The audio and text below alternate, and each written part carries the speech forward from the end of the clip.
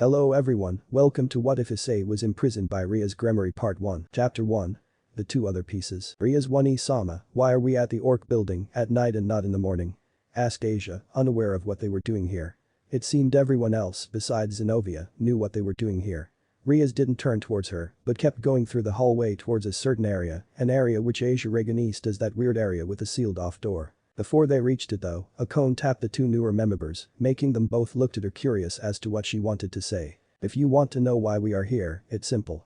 Lord Lucifer last night allowed Rias to release her other bishop piece, who's sealed because he held more power than what Rias could handle back then, Akone explained, with a little smirk made towards her king. The two girls nodded as they now understood more of the reason they were here.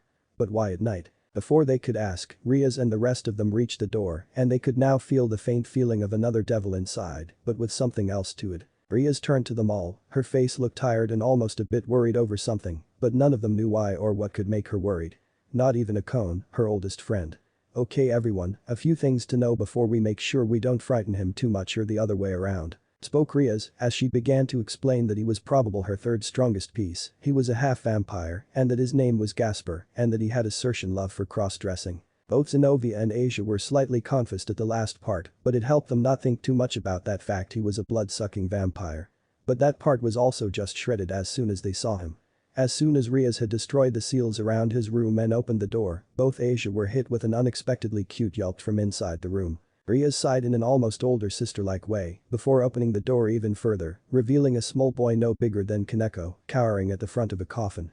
It's just me Gasper, don't worry. Rias tried to calm him down, but instead. No. I don't want to go outside, it's scary outside. Screamed Gasper, for 15th time in the last 10 minutes, Rias had tried to calm him down, but he just kept running away. Until he suddenly vanished into thin air, only for Kaneko to drag back into the room, trying to crawl away with all his might. You should not run away from Rias, Gasper. It's not proper for a servant to run away from their master. Spoke Kaneko, with a tone that sounded stoic, yet promised he would not away from her if he tried to run again. His mood didn't change, but only made him more scared, but he stayed in the room this time. Rias held him, comforting him with as much care as he needed. It's okay Gasper, I just want you to join us and see the outside world again, okay? Said Rias calmly to him nodding in turn, which most of the people in the room found to be rather cute. Okay. I'll try, but I can't promise you won't be Rias put a finger on his mouth before he finished his sentence. You could never disappoint me, okay Gasper? She said, him smiling a bit more and nodding cutely. After a few more minutes of talking with Gasper in his room, they moved to the main room of the orc where Rias just sat at her table, looking at the others talking and getting to know Gasper and them. Akone stood by her side, noticing her posture and serious look, it made her wonder what she was thinking about. Rias, is everything okay? Asked Akone, not loudly enough for the others to hear, but still enough to shock Rias out of her train of thought. She looked at Akone slightly shocked, then shifted her shock to slight dread or something along those lines. Akone stepped closer to her, wanting to show she would listen to whatever was troubling her. Rias seeing this, sighed and closed her eyes for a bit, thinking it over a bit more, then opening her eyes again looking at the center of the room. Sirzechs told me to release Gasper yesterday, but that was not the only person I was supposed to release. She said in a serious tone, making sure no one else in the room would hear them. Akone looked shocked at this, she had never known that Rias had someone else sealed up somewhere in this building or town perhaps. Why? Why have you never told me about this person before? She asked, worried her best friend didn't trust her enough to share such a secret with her. Though what Rias said next made her quit and almost making her regret she asked in the first place. Because he was as part of the reason your mother was killed and I didn't want you to hate me for having him in my peerage. That is why Akone. Rias hung her head low, feeling ashamed by her actions and yet slight relief for finally telling her the truth. Akone however just looked at her best friend stunned and with tears threatening to stream down her cheeks. And why shouldn't she, when she had just learned one of the monster who tried to kill her and had killed her mother was a part of the same peerage, the same family she was a part of. Akone's eyes had streaks of lightning in them. Her best friend had held such an important secret from her all this time, and worst of all Rias now playing to free him and let him maybe hurt other people again. Why? Why could you let a monster like him into our family? Akone asked in a cold and unheard tone for anyone in the room, as they had all switched their attention towards them, as they could feel the killing intent radiating off of Akone. Because my brother ordered me to, if I had known before I added him to my peerage, I would have killed him the moment I saw him. But I didn't and even so it would be impossible for me to do so, as he is much stronger than any of us, even Togther we would not stand a chance. explained Rias, but this did little to lower Akone's anger, it only made it worse. She slammed her hand into the office table, almost breaking it, not that she cared right now. She was beyond angry or sad. She wanted to kill him, and maybe even Rias right now for having kept this from her. So what now? Do you just expect me to just sit still and see him kill more people or hurt my new family? Screamed Akone, everyone in the room feeling tense. Gasper had already hidden himself behind Kaneko. Rias was still sitting in her chair, but as she turned to look at her queen, she gave off an intense amount of magical power, but what came next would have made Akone even more mad. If not for the sudden fear of death she felt at the two-eye contact. Yes, that is an order by your king, Akone. She spoke, her voice commanding respected and loyal, making Akone unable to fight back and as a whip dog. Understood, master. Time skip at Cow Park. The two heirs, as Rias had called in Sona and her peerage just in case, now stood at the front of Cow Park. This confused most, if not all of those who didn't know why, besides Rias and Sona as they had been here around a month or two after Akone's mother died. President, why are we here? And why are we here so late at night? I have a test in the morning. Spoke a rather sleepy Sanji, as many of the other members of the student council agreed with his sentiment. Sona wanted to explain, but was interrupted as both her and Rias felt something from inside the park open up. No time to explain, we need to reach the door before it closes again. She ordered as she and her peerage ran into the park, followed by Rias and her own. Though Akone was not very on board with this, but had to as servant. I know you hate all those who had something to do with her death, but you can't let that hatter blind you right now, he will use that against you.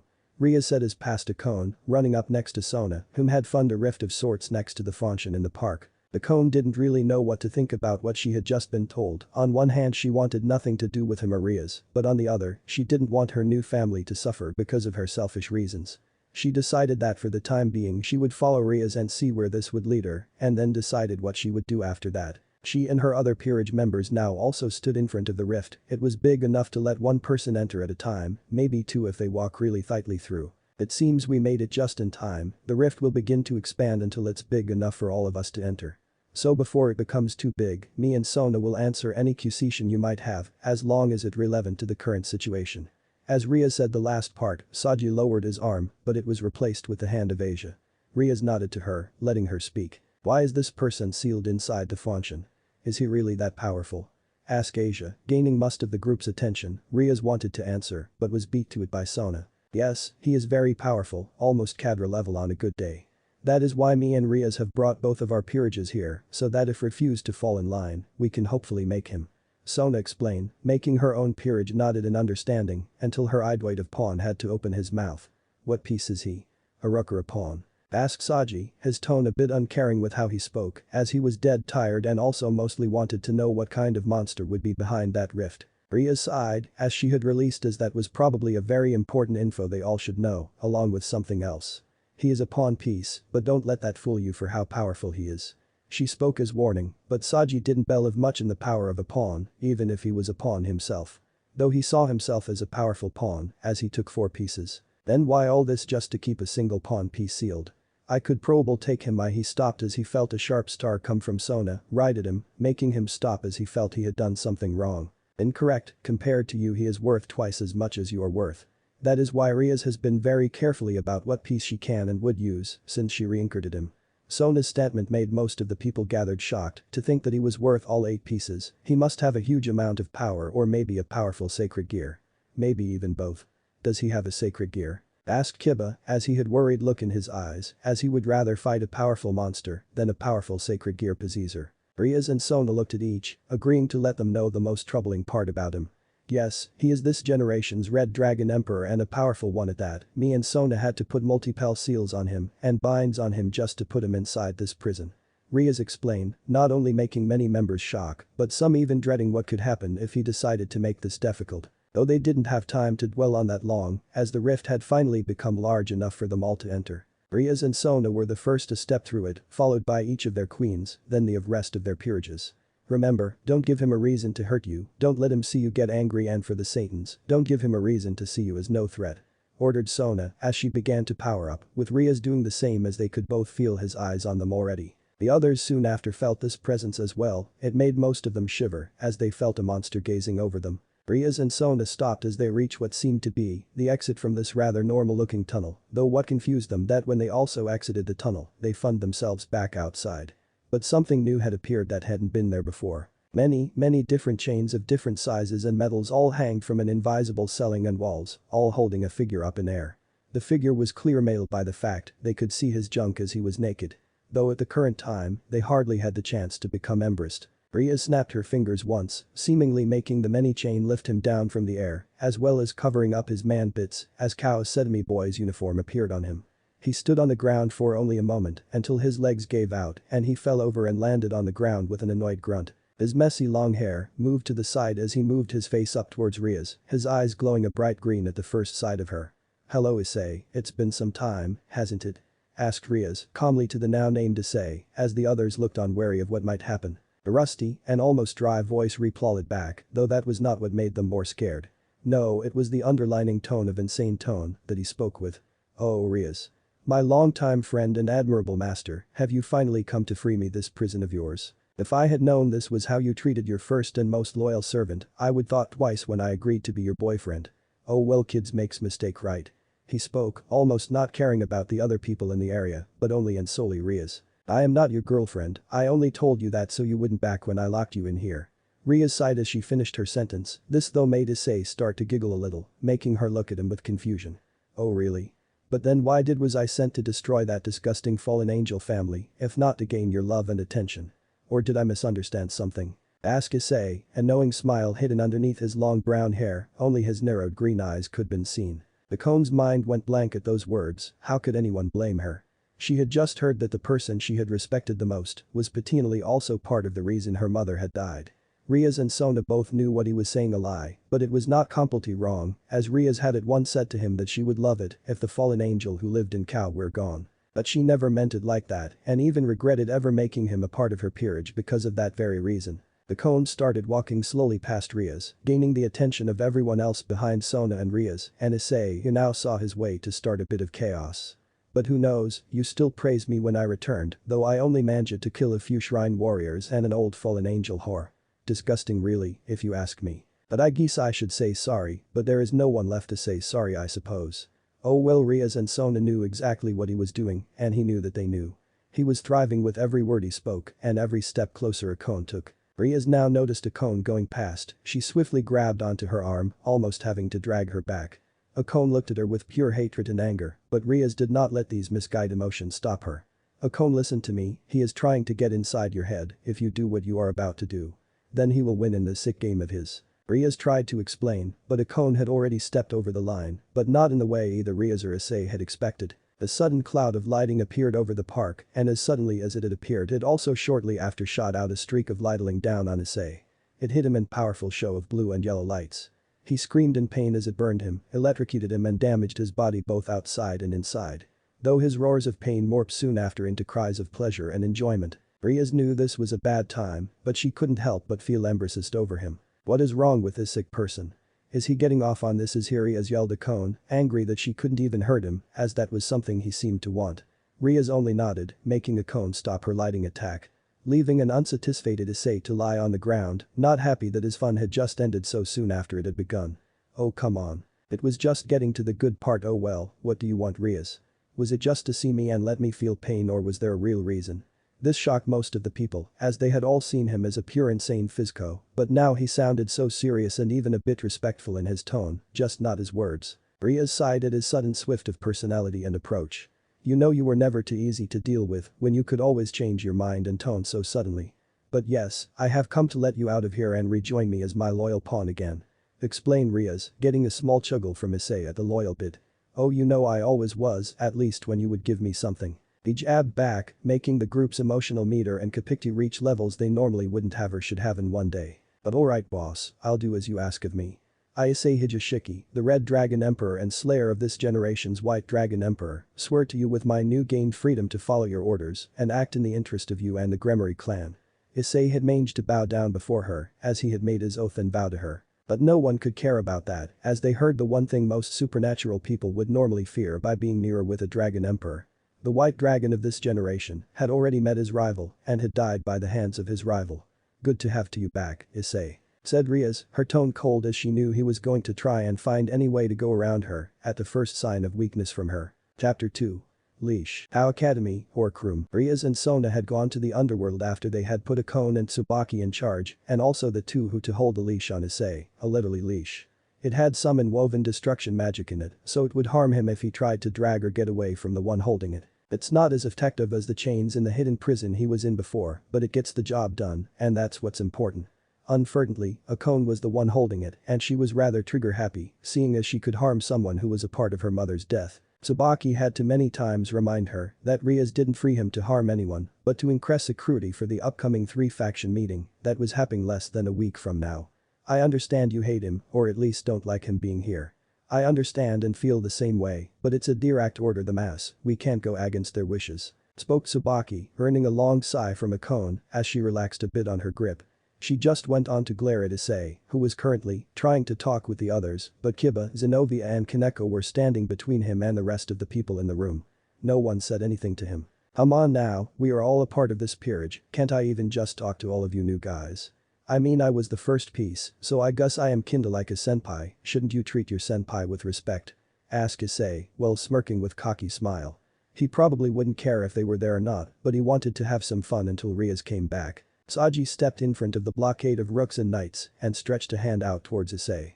He was shaking violent, but felt he had to make the current mood less tense. Issei took his hand in his own, not showing much restraint as he proceeded to slowly crush Sanji's hand with his more than base devil strength. Sanji just held a brave face, but was inwardly screaming to get away. Hello, name's Sanji.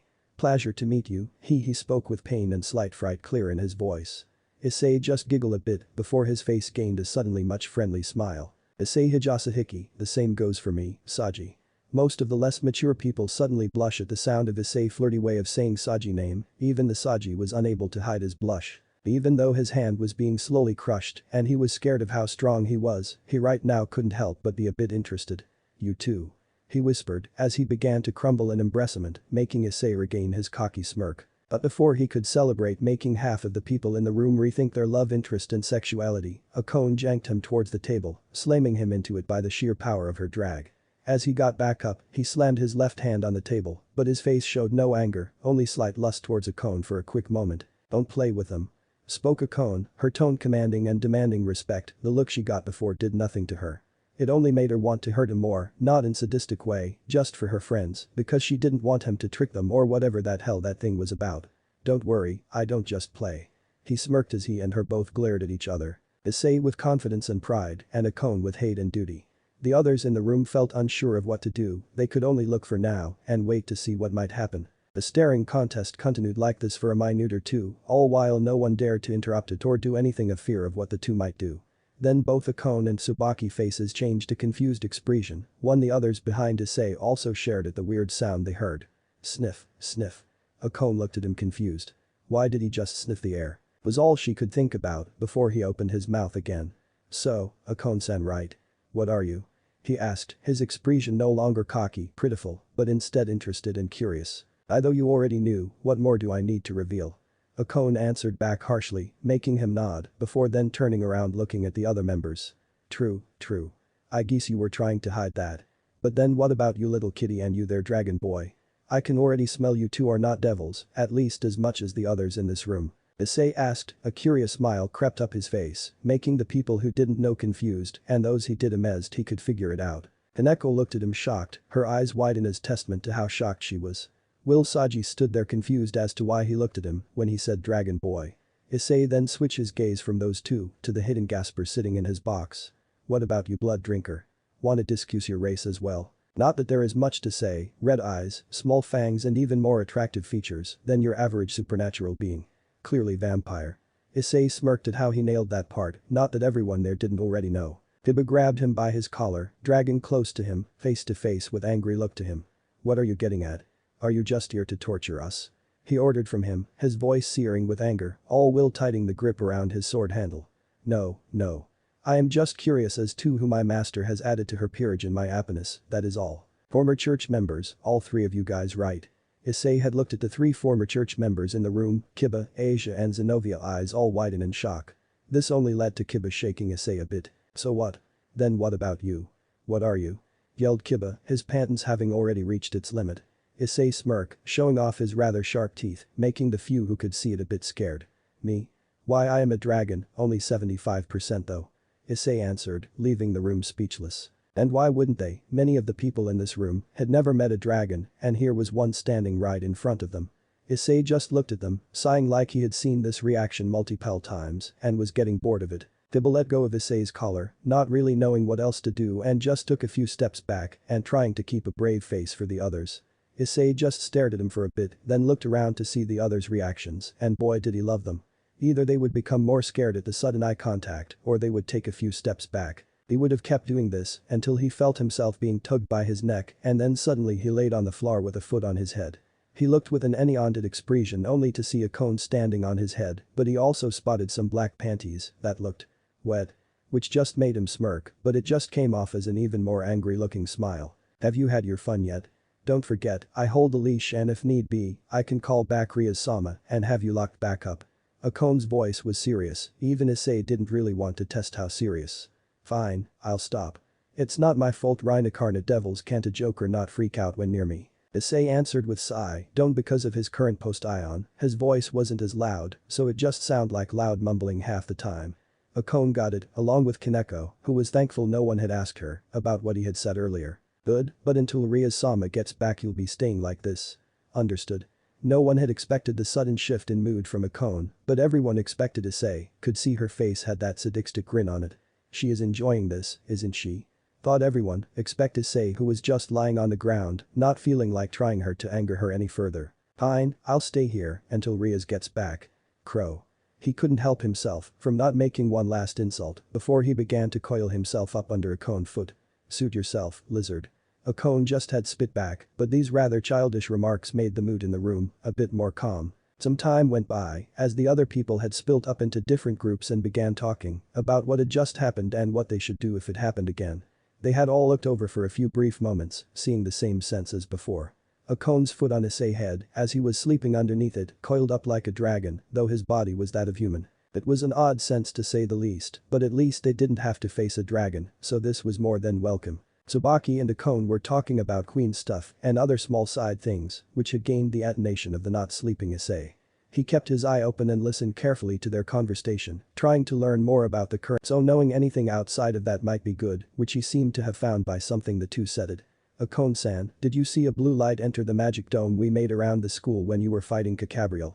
Asked Tsubaki. This made Issei interested as he wanted to know what happened to Kokabrial. He was not someone you could just fight and win against. Yes, which is something that made me wonder, because you remember when Issei said he had killed this generation's White Dragon Emperor? Asked Akone, making Tsubaki nod, while Issei was getting more curious as to where this might lead. Well, I think he might be lying, because it was the White Dragon Emperor who stopped him and took him back. Explained Akone, making Tsubaki have a shocked face, and Issei an angry one as his pride would not let anyone say he lied, and not about something as important as killing a dragon emperor. Though for now he kept quiet, wanting to see or rather hear if he might have heard wrong, or else he had been in those chains for longer than he knows. Are you sure? I know that very few scared gears gave off that kind of light, but are you certain that it was the white dragon? Asked Tsubaki, her voice having a small amount of doubt in it, something which Issei was happy for as he wasn't the only one who thought that Akone was making this shit up. I am certain, he asked after Issei, but not by name, but rather by title.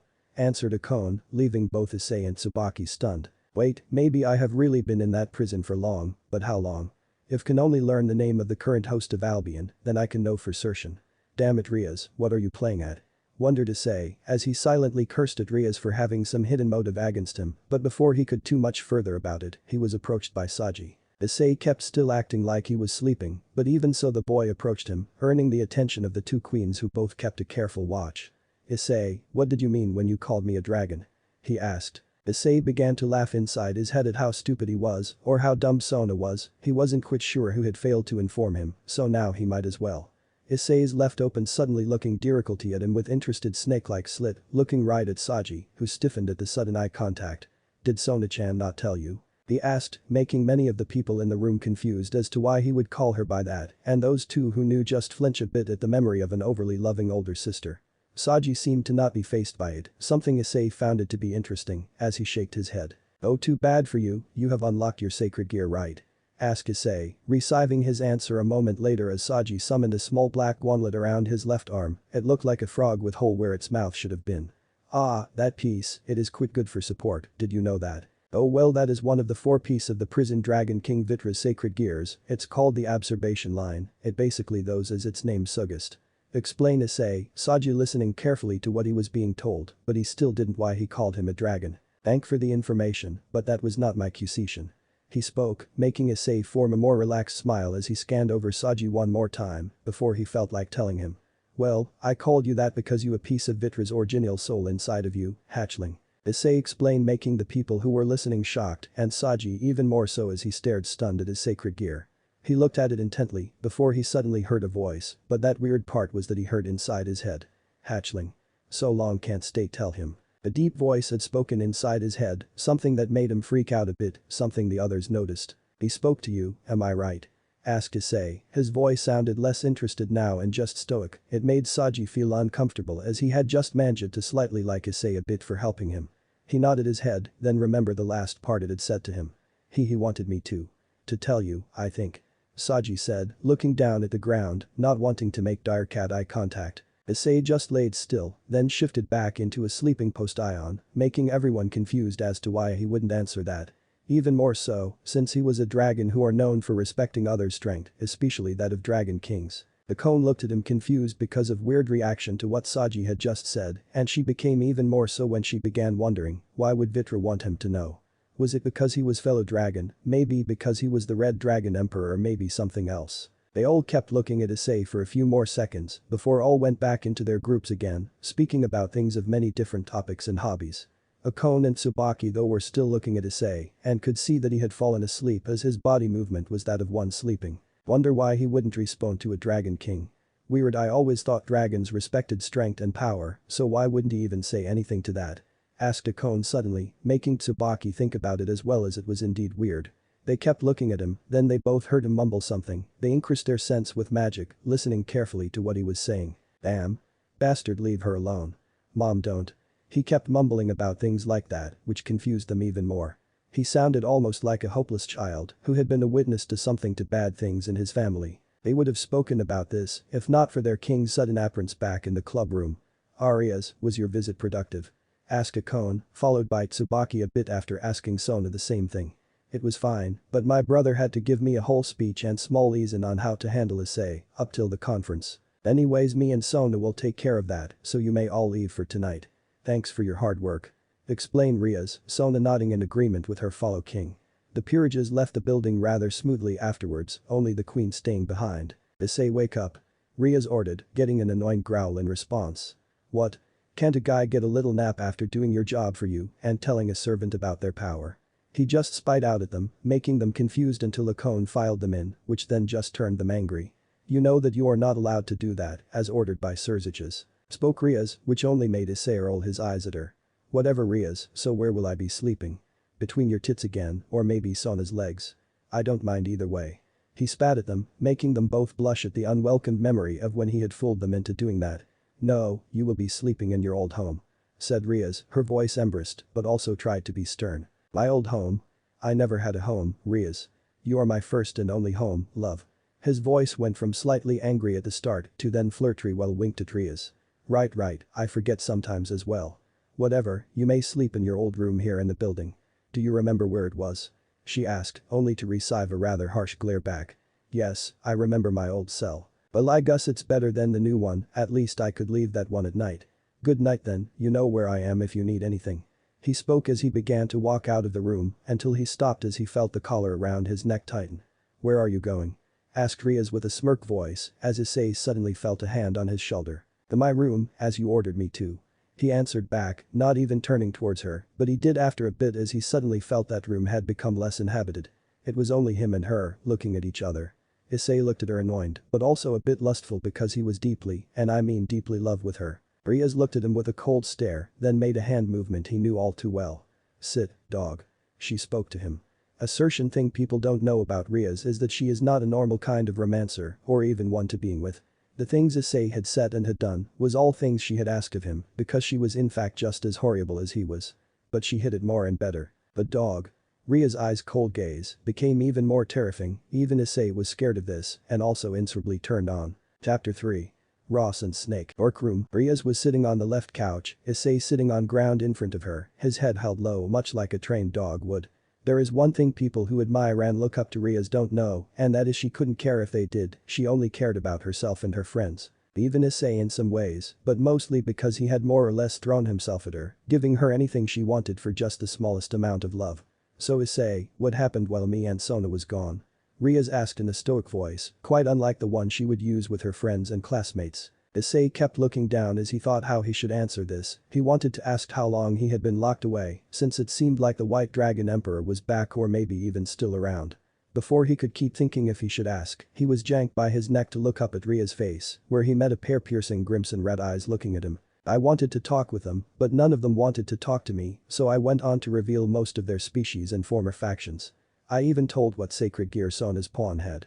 Issei answered back, his voice not as cocky, but still the same pride. Rias mused on this for a bit, thinking about something, then she began talking again. What was his sacred gear then? She asked. Issei hesitated a bit, then answered. A dragon one. Simple and easy, which was easier for Issei, but not what Rias wanted to hear. Which dragon? Is it one you know, oh innocent lizard of mine? She used a sarcastic voice, but it was true though as Issei was old, much older than her. He sighed, as he didn't really want to answer her accusation, but knew he would give in at some point, or she would just ask Sona or Saji. He has the Absor potion line, and has a fragment of Vitra's soul inside of him. Issei answered back, his eyes becoming slits at the mention of Vitra's name. Rias just giggled a bit at his reaction to the name, something she found to be cute. Oh really? Isn't that interesting to think that we have two dragons in this territory and they both happen to have history? It almost seems like fate, doesn't it? She asked with a bit of playfulness to her voice, something Issei didn't really agree with, as could be seen by his less human or more dragonic-looking eyes. I don't think so, Rias. He answered with a cold and threatening tone, making Rias regain her former calm and relaxed expressions. Right, I sometimes forget. You still hate him that much? And here I thought you dragons were above such things. She wouldn't admit it to him, but she loved to tease him with that. Yeah, right. Anyways I have question I would like you to answer, if you care enough to listen that is. Issei shrugged it off mostly, still, though his eyes held a bit of anger, but his voice was much calmer than before. Of course was is it, my dear Issei? She asked in that sickeningly sweet tone, which Issei both hate and couldn't help himself for falling for. I want to know who the current White Dragon Emperor is. Those queens of yours dared to say I lied about killing that bitch, saying they saw her or someone in full white scale mail when you were fighting Kokabrial. Issei asked, making Rias have a slightly shocked face, then it turned into confusion. I don't know myself, but I think it's because I haven't let you out of your cage since I asked you to kill those fallen angels roaming in my territory. She answered, a hand under her chin as her face held curious look to it. I see, so how long has it been since I killed the last one? I would like to know how long I have been gone this time. Issei asked, as he needed to know how much time had passed since he was let out, in other words, let out to take of something for Rias. Well I put you away for 10 years or so this time, I only really brought you out as I was ordered to by Sirzechs. Rias explained, making Issei sigh at how long it had been this time. I think people have to remember is that time in the underworld works different compared to the one in the human world. In human years most of the residents of the underworld would be many thousands years old, while in their own world, they would at most be hundreds of years old, thanks to how long one single day takes. Rias is 18 in the underworld and looks 18 years old in the human, but is in fact a little over a century. Issei thanks to BAHUMAN 25%, DRAGON 75%, Hybrid 2 had this supernatural growing time, but thanks to his dragon side, he would grow up faster and even faster, thanks to his human side. He looks 20 or 21 years old in the human world, but is in reality 176 years old. The last time he was let out of his cage was around 10 years ago, and the time before was a little over 80 years ago. Ah I see, well that explains a lot I guess. So why do you have all of these different kind of species in your peerage? Am I not good enough anymore? His usual voice had returned as he tried to make a flirty remake, which was shot down by Rias as kick him in chest. He landed on the floor growling at the unnecessary violence, his eyes had both became slits as he moved his head up only to be met with Rias looking down at him. He froze in place at the look in her eyes, his body turned over making him crawl away from her, scared of what she might do to him. Rias just giggled at his reactions as she began to slowly walk closer to him, making him crawl further away. They kept going like this until Issei hit the wall and was trapped in a corner. Rias stood right in front of him, her smile making him sweat. Now Issei is that any way to act in front of your master? Ria's voice was the last thing he heard before it all went dark. Ao said to me, midday. In one of the third year's classrooms, 3 black-haired beauties, Aka Akone, Sona and Tsubaki, were all discussing the events of last night. They had held this small talk without Rias, as they felt unsure of if they should truce it right now, thanks to what Issei had said and how she has been acting all day. So we are all in agreement that they are being completely honest with us, right? Asked Tsubaki, earning nods from the 2 other women in the room. Yes, it would seem Rias has kept things from her peerage, but also me. Said Sona. She had known Issei for many years, not as long as Rias, but long enough, and he has always been like this. But the things he said when saw him again, and the way he acted when they got back from that meeting with Sirzechs, it was just not like his old self. He was always crazy in love with Rias, but that because she took him in, or at least that what she told me, I am unsure if that is even true anymore. Yeah, but also the things he spoke about and the way he questioned us all, but mostly Rias' peerage. It was weird how he just seemed to know almost everyone's background at a single look. Tsubaki added, something which Akone agree on as she was one of those he did it to. Will just sighed knowingly. What's wrong, Sona-sama, do you know something? Asked Akone, guessing it was just her being more annoyed over his sudden change, but instead. It's nothing, and that thing where he takes a single look at you and knows everything about you, it's a power he got from his father. One of the few things he likes about his family. Sona explained, which made both of the queens understand, but also become interested to know who his father was. But before they could ask, the door to the room slid open, revealing a panting and sweating Momo. He seemed like she had just run a mile or up some stairs. Momo? What is it, is there a problem? Asked Sona, walking over to her servant to check on her. She waved her off as she looked up at her. It's Kiba. He got into a fight with Issei. Pa, we gotta hurry and get Issei back in chains. Come on, President. Momo almost fell on her knees, but was coughed by Sona who put her on the ground before summoning a blue magic circle and teleporting her home. You heard her, let's go now. Ordered Sona as the 3 ran out of the room. Small time skip, the air of it at the scene only a few minutes later to see the front yard of the orc building destroyed and ruined as Gained Red and Black Snake was lying on the ruined ground. The 2 queen took a step back as they recognized its aura as that of dragons and thereby they knew it was Issei, while Sona kept it calm. She had seen it many times, his real form, and to her it was not as scary. Only the power it let him use was scary, but it seemed he had held back quite a bit as no one had died and nothing had been completely destroyed yet. She also saw the unconscious body of Asia as she was wrapped in Issei tail almost like he had taken her or maybe was protecting her. As for the others, all 4 knights were standing in a defensive post-ions, with the rook surrounding Issei.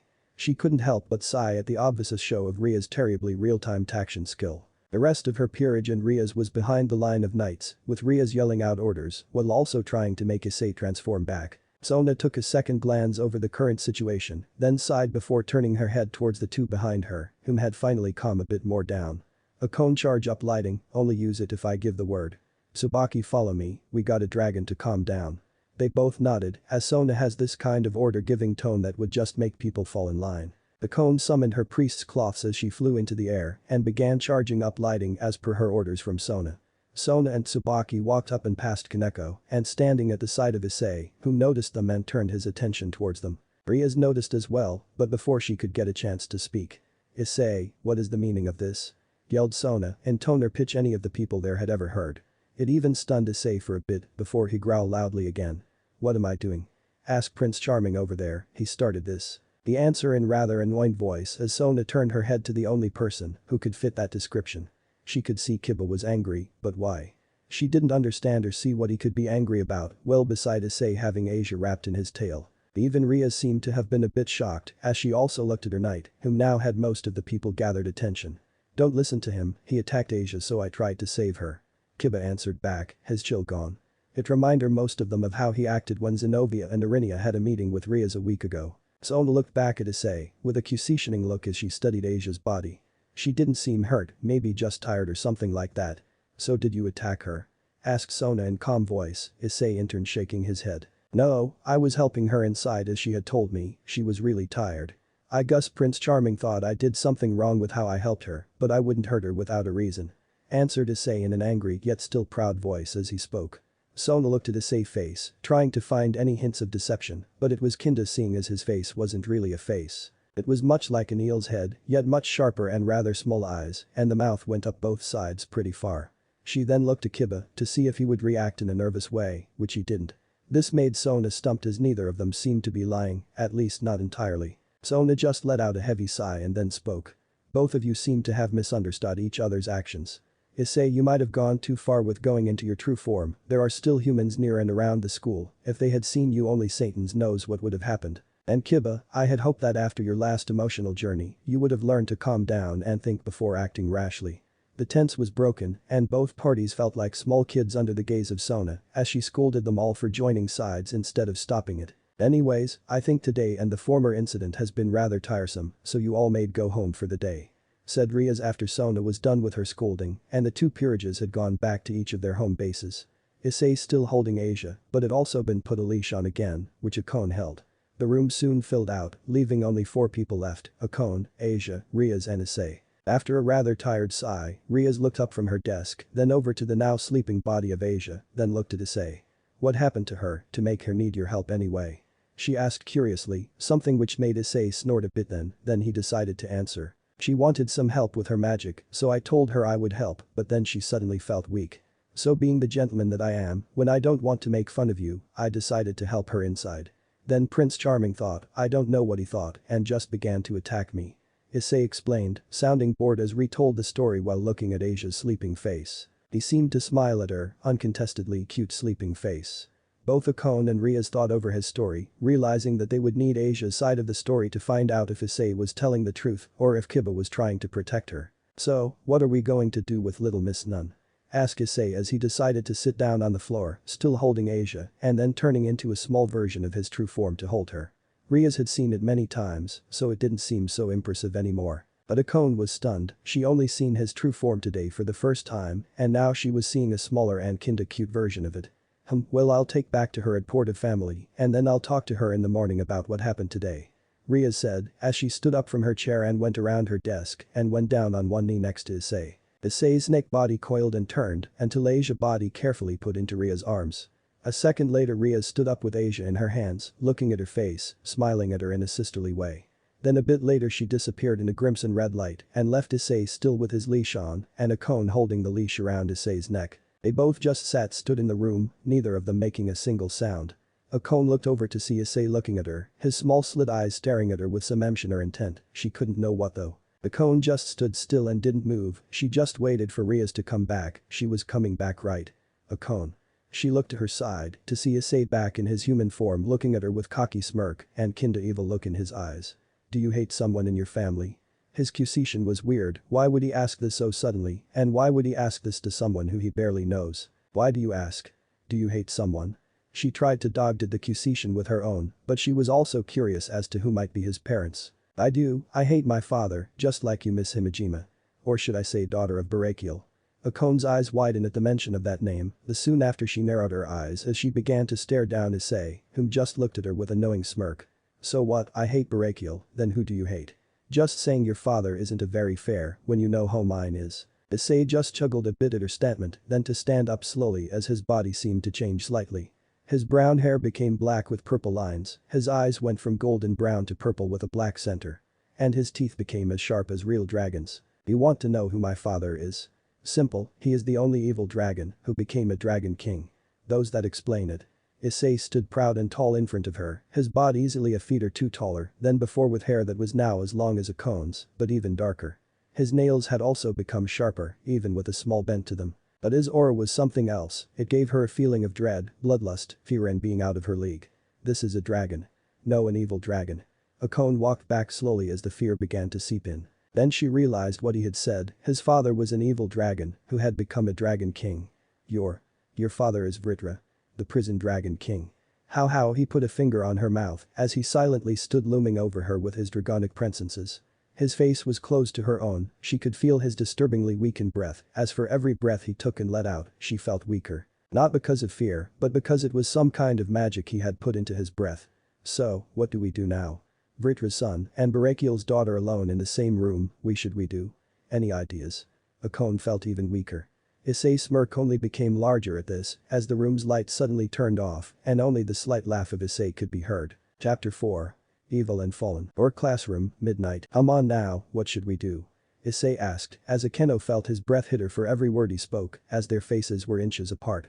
While the room was very dark, it didn't hide the obvious smirk on Issei's face, or the fear in Akeno's eye. Akeno tried to keep her composure as to not give Issei any clue of frightened she really was, as she felt that wouldn't end well for her, after all what he said to her could be seen as a threat. "Oh Akeno-san, where aren't you answering me? Are you tired or perhaps you dislike me more than before, that is?" He hit the nail on the head with that one, as Akeno was tired and she also disliked him, rather hated him for revealing her father's identity, or at least that he knew about her father. She could feel his purple eyes scanning her, looking over every inch of her body, almost like he was studying her or analyzing her for something. Akeno kept silent as his studying became more frustrating, but also more invasive, as she was sure she felt something touch her. It made her jolt back at the sudden contact, then after spark a small moment of enough anger to make her answer back. "What do you want?" She yelled back in anger, then at the look of arrogance on Issei's face, made her quickly move back and put her hands over her mouth. She felt frightened by his every action, almost unnatural so, something she hadn't noticed or given too much thought. Issei leaned in closer at her small outburst, letting her feel his breath on her face, as his dangerously sharp teeth began to shine in moonlight being poured in from the window. "Oh, so you can talk Akeno-san, I was beginning to get worried you had lost the ability to do so." His voice and manner of speaking told her all she needed to know, and that was that Issei was in control, and that she had let him, and Issei knew this as well. "Well, first off, I want to be friends." His sudden recusat made Akeno stunned, then confused, then slightly scared.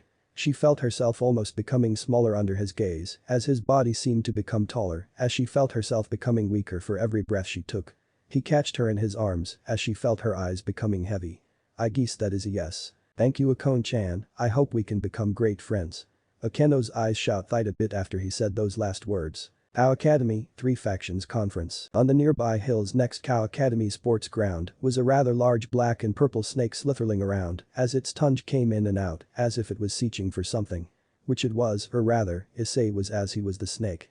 He was not happy about it, seeing it as an insult to his pride as a dragon that he was put into this form to simply siege the area. He had hoped he would have been allowed inside the meeting room, but by order of his master and by his Mao Lucifer, he was instead the sole person on this one duty. He was not happy about it and was showing it to any who come to close, as a few of the gourds of the 3 factions had when they had taken a break or such. At least it was fun, he got to scare some dumb bitch from the fallen angels, made 2 angels pray to God for him not to kill them. But best yet was the 4 devils he made sick and slightly weakened, thanks to his weakness breath, so they all fainted on the roof of one of the smaller buildings. So all in all, it was an alright night. What to do? Well, I might as well just do my job. Maybe I should check in on the kitty and Blondie. Issei thought with a devil's smirk on his snake mouth, which frightened a poor fallen angel who was standing nearby.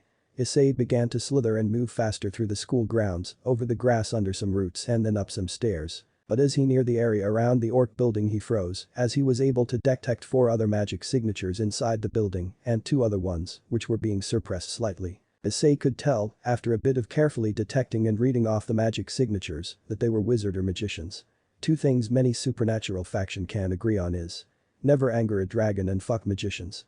The reason why though, is that magicians are usually very greedy and tend to be very selfish and do dumb things in search of power. Which also one of the reason why dragon and magician have a very strong hate-love relationship. Mostly that the dragons hate magician for killing them and stealing their eggs, and magicians love them because of their bodies and their eggs. Issei didn't know how any of the bodyguards, from all 3 of the factions, hadn't noticed the sudden intruders. And he wasn't going to devil it on, thanks to another presence he felt inside the building, which made him even more mad and also slightly scared. He began to sleepily move inside the building, trying not to alert anyone, so that he could have the upper hand. I just hope she leaves, before I get to them. Why did she have to come now? Was all he thought while he metal snake his way from the corridors and vents of the orc building. He could hear talking, all female from the pitch of their voices. He also noticed the other presence had disappeared, making him less worried and thankful. He crawled out of another vent so that he could hopefully get the next one that was connect to the room where he felt the magician were in, with his teammates. Just as he was about to enter the vent, he felt something standing on his body, keeping him completed immobilized. Then a voice came, which just froze him over completely. "Issei, how are you doing?" asked Office, in her stoic tone. If Issei's face was human right now, he would be sweating bullets with how scared he was, after all Office was standing on him outside of the room with the magicians and his teammates. He slowly moved his head to meet hers, as she was a dragon god, and he knew better than to treat her with disrespect. When he met her gaze though, he just froze completely. It was mauslety because of shock, as she was not in her usually little girl form, but rather a more mature form of that. Still bandages over her breast though, but he didn't have time or reason to think about that. "Hello. Office, what a surprise to see you here." He, unlike his usual prettiful and cocky voice, this one was weak and a bit more respectful. Office looked at him with her cold dead eyes, then gave him a weirdly unnerving smirk. I would say so too, it's not every day I meet an evil dragon playing friends with devils. So how are you, hatchling of Vritra and godchild of mine? Her tone, even if it sounded stoic and emotionless, gave Issei the feeling of being made fun of and teased. Two things he hated. Don't say his name and don't call yourself my godmother. He hissed back. Office's eyes gained a small spark of life in them, then returned to being dead and dull. She chuckled at his reaction, holding one hand over her mouth, then lowering it a bit after showing a happy small smile. Why not? I thought you liked me, as you would used to ask me to adpert you all the time when you're younger, so I thought why not just be your godmother. She answered back, Issei only becoming more frustrated than before as her gaze began to feel heavy, making him feel that she wanted him to give in. He did after a few more seconds, lowering his head in submission. But boy, I can't wait to tell your uncle, he'll be happy for you. She lifted her foot off of him, making him in an instant coil his whole body around itself, making a small hill under him to lie on. Issei stared at the dragon goddess for a few seconds, trying to read her or maybe get an idea for why she was here. She isn't dumb, far from it, which also more reason for him to keep his gourd up around her. What do you want from me? Mother. The first words were said with slight anger, but the last part was just a small hiss if anything. Afa smiled a bit, though her eyes didn't really fit her expression. She turned around and walked over towards a nearby window, staring out of it. I want to go home. I want to return to where I was born, and I want your help to make my wish come true. Issei stared at her not in shock or disbelief, but rather annoyance, since this was the 5th time she had asked him to join her. With a quick hiss and a shack with his tail, he transformed back into his human form and stood next to her. No, I don't want to be a part of your selfish wish. He answered her in a cold yet respectful voice. She turned her face towards him, her eyes looking a bit curiously at him, then becoming dull a bit after. She turned back towards the window as small black orbs began surrounding her. I know, but I will still try. I could use your help, your powers are quite unique and much stronger than your father's. Oh well, I'll take my leave then, goodbye Issei. In single second the many black orbs turned into snakes, then lunged at her and coiled around her, then they all disappeared along with Office. I didn't think I would meet her here of all places. Well, I guess being the Red Dragon Emperor has its perks, but being my dad's kid is just an added cursor bounce. What do you think, Drake? A red glow appeared around his left arm as a crimson red gauntlet appeared. It looked like a dragon's hand with its sharp claws and scare-like metal pieces. It also had a rather large green gem in the middle of it. There was silence for a bit until Issei began chuckling a little. Oh right. I forget, you don't want to talk to me. Geez Drake, one time I go berserk and you never talk to me again. Oh well, I have better things to do than talking to an old lizard. Issei recalled the gauntlet, revealing that his hand had become itself rather draconic as it had gained rather sharp nails and stronger looking fingers. He pulled back his left arm as he stretched his fingers out, then dashed towards the door where Kaneko and Gasper were being held and slashed it open. Issei stood now in the middle of the room, with 4 magicians surrounding him and Kaneko and Gasper hanging on a wall across the room. All of the magicians were shocked at his sudden entry and had begun to prepare attack spells, while Kaneko and Gasper both were happy that he had come to save them. Issei didn't notice most of this as he had a rather large urge to see blood right now, and here were 4 dumb fools who had entered his domain. I hope you enjoyed all that magical power, because it won't save you now. Issei roared as he began to slash and strike each of the magicians in room down. Kao Academy, meeting room. In one of the teacher conference rooms of Kao Academy sat 4 of the 3 factions leaders, discussing peace and a possible alliance. These people were Michiel of the Angel faction, Azazel of the Fallen Angel faction, and Sirzechs and Seraphil of the Devil faction.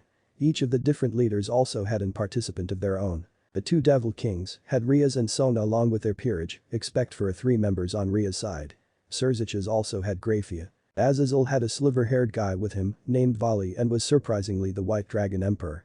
Michiel had a newly reincarnated angel with him, who the 2 Devil Heiress knew, along with their peerages. It was Irina, the chestnut brown-haired girl. The tension in the room was rather calm, as all of the leaders had been listening to Rias reenact the whole Kokabrial, with Sona conforming everything as a witness to it. Well, why don't we just get this over with and declare peace already?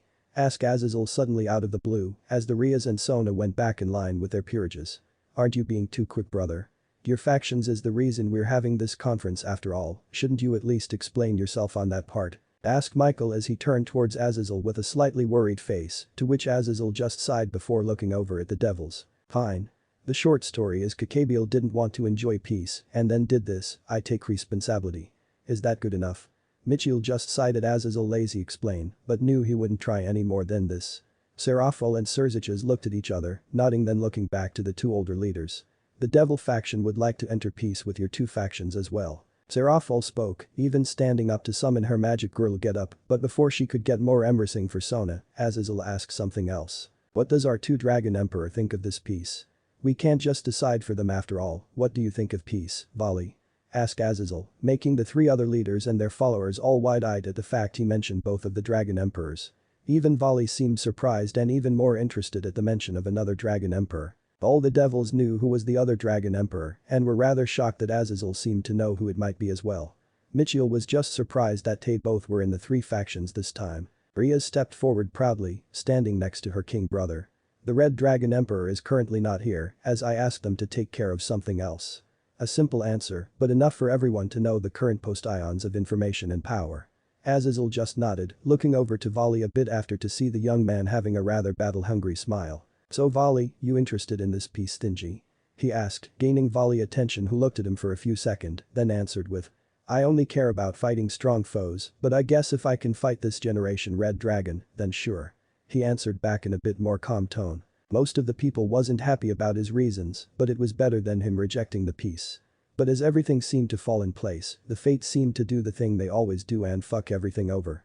A sudden magical angry was shot out, freezing the whole place over in a kind of time-stopping magic. Only the people with enough magical power or sacred gears wasn't effect, leaving only the four leaders, Vali, Grafia, Kiba, Saji and Arena alone in the now time-frozen room. What just happened? Asked a worried Saji as everyone looked around seeing the many other people standing frozen in time. I don't know, but it seems someone got their hands on that vampire boy and forced him to use his sacred gear. But who could do something like that without any of us noticing? Azazel spoke, the last bit was more of a accusation to himself though. He stroked his small beard just a bit before he and the other three leaders all looked toward the table, or rather over it, where suddenly a beautiful tan woman floated in mid-air over it. Kateria Lavathan.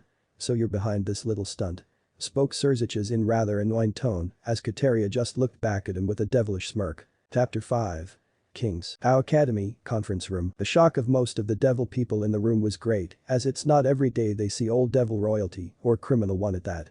Kateria Lavathan, the designant of the original Lavathan, had just appeared in the middle of the conference room and begun her monologue. She spoke of how she was the true Lavathan, how Seraphol had done okay job keeping her throne warm for her, and how she was going to kill everyone in the room. Everyday villain stuff. But the quick and sneaky hit from Azazel sent her out of the window, with Azazel and the other leaders preparing a defensive dorm around the frozen members. Vali, while me and the others are getting this ready, could you keep our goose entertained? Asked Azazel, as Vali looked out the window to see the many-headed figures coming out of Gain's circle hanging in the sky. Vali just shrugged as he stepped closer towards the brook in the wall, then jumped out of it, with blue light forming around him as he did. Vanishing dragon, balance breaker.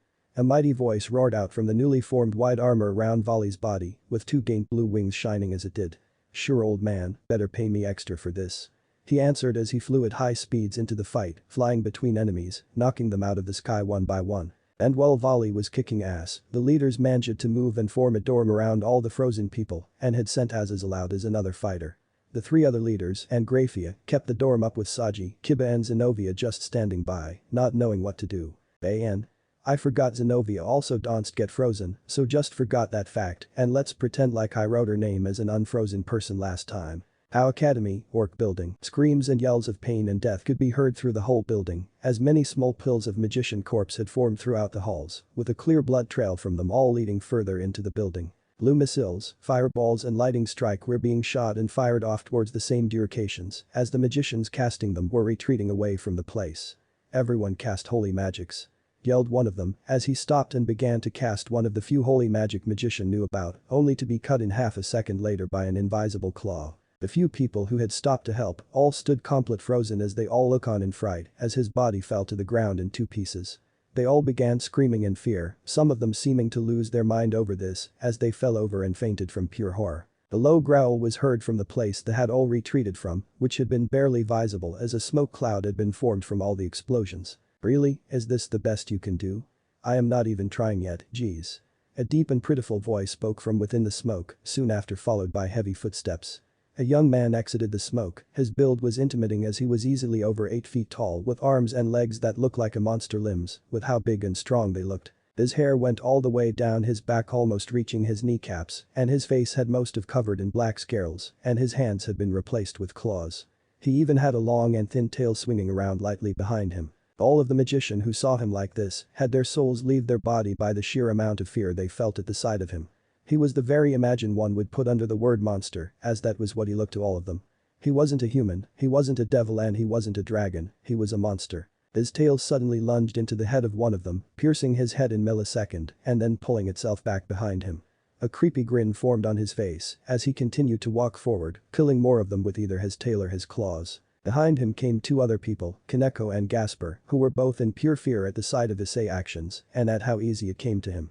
They hadn't known him for long, but they knew he was not one to be messed with as he was a dragon, but this was nothing like what they could ever had imagined. Gasper was holding on to Kaneko, shaking as it was hauntingly a mercale he hadn't fainted yet, the same could be said for Kaneko.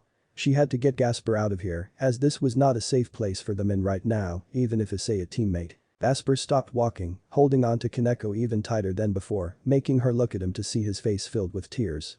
"Come on Gasper, we have to get out of here, just walk a bit more and I'll carry you the rest of the." Gasper put a hand on her mouth in sudden motion, making Kaneko shocked at his sudden action, but before she could take his hand off her mouth, she noticed why he did it. He was looking at them, his eyes shining in purple glow, making them look threatening, even more since he was staring Kaneko down. Kaneko didn't move for the longest minute in her life as she and Issei held a staring contest. She saw how he was focused on her, not even caring about the few hits the magician got on him, letting his tail lunge at them. He then looked away and went down a corner after more of the last ones remaining. Only then did Gasper take his hand of her mouth. "Don't talk right now. I know bloodlust when I see it, and trust me, it's taken a lot out of him to not also kill us right now. If you say or do anything right now, he might kill us." Kaneko looked surprised at Gasper's explanation, but could hear he meant every word. She nodded and continued to walk with him to find the exit. While they were doing that, Issei was ripping the head of the last of magician inside of the building. He threw off into the hallway, letting it roll a bit, spilling more blood on the floor as it did. He then just stood there in the middle of his handiwork, not doing anything, but just breathing silently. He then let out a heavy sigh and formed a happy grin on his face. His body began to become smaller, his hair shorter and his limbs more human. His face lost all of its curls, even the purple eyes turned into golden ones instead. He began chuckling a bit, then lauding like a maniac. His laughter was strong enough to make the hallway he was in shake a bit, letting the blood on the floor and walls spread a bit more out. Once he stopped lauding, he just looked around the hall, then headed over towards a nearby window. When he reached it, he saw the many other hundreds of magicians in the air, a rather big magical dorm on the ground, and a blue flash in the sky. His smile disappeared as it became a scowl instead at the sight of that all too familiar blue light. The gauntlet suddenly appeared on his left arm, crimson red with a big green gem in the middle of it. Issei's scowl turned to a slight smirk at this as he looked down at the hand and imagined the soul inside of it looking back at him. "Well Drake, I know you don't like me, but what do you say to saying hello to Albion?" Issei asked in an amused voice as he opened up the window with his right arm. "Let's do it." Issei shot open in shock. Drake had just spoken to him for the first time in years, decades, he didn't even know. But it did leave a much nicer smile on his face. "Yeah, let's." In a flash he disappeared out of the window. "Our academy, Batfield." "So Kateria, what with all the magicians? I thought the great mighty old Satan faction didn't need any humans or outside help." Azazel asked while dodging one Kateria's attacks and firing back a few light spears in retaliation. Kateria just glow at his comment, her eyes narrowing at his insult. "You don't need to know, you'll be dead before long, so just make this e-sizer for us both and let me hit you already." She answered back with a pitiful tone, with a hint of anger in it. Azazel only shaked his head at her answer, thinking. Spoiled kid. Geez. They kept at this with more of Azazel insulting her while trying to learn anything from her and Kateria answering back with hate and pride. Light spears, bowls of water and magic was sent flying from each side, neither hitting their targets or anything else. All the while that was happening, the other faction leaders were having a hard time keeping up the barrier around them and the frozen people as the amount of magician kept growing, even with volley knocking them out of the sky. Sirzechs was still fine, as was Michiel, but Serafal and Grafia were starting to have trouble with the ongoing bombardment, enough to make Sirzechs notice and take action. He turned his head to the remaining people that hadn't been frozen in time. Kiba, Zenobia, Saji and Uangel. He yelled out to them, all of them looking towards him, neither of them still really sure what to do. "I want you four to get out there and help fight the enemy while we keep this barrier up and protect everyone else. Is that understood?" Sirzechs asked in a commanding voice. Kiba, Zenobia, Saji and Arinia all looked at each, then back to Sirzechs. "Yes sir." Sirzechs merely nodded at this and went back to focusing on the barrier while those four went out and began to fight as well. Kiba and Zenobia with their increased speed and dexterity made good use of these skills and as well each others to slash down the enemy. Irinia joined them as air support, with Sanji as even more support as he had learned how to use his sacred gear thanks to the training with Gaspers. The four of them made quite a combo, but still nothing compared to Volley, as he was still sending many of the magician to the ground with quick and precise hits and attacks. Divide. Divide. Divide. Albion's voice could be heard every other second, and the amount of power Volley wielder increased for each time he spoke, it could be felt too. But if anyone were to focus on Volley, they would notice he was fully in it, he wasn't really there in the battle. He was focusing more on the thought of meeting the Red Emperor than fighting all of the magicians. I wonder who it is. And how they became a part of Devil Faction. Albion, do you have an idea who it might be? Volley asked through his and Albion's mental communication. Albion thought a bit over it, as he too wasn't too sure or knew who the current one was, he just hoped the old one was dead. I don't know, Volley, I know they are a part of the Devil Faction and are a servant to the current Lucifer's little sister, but that is it.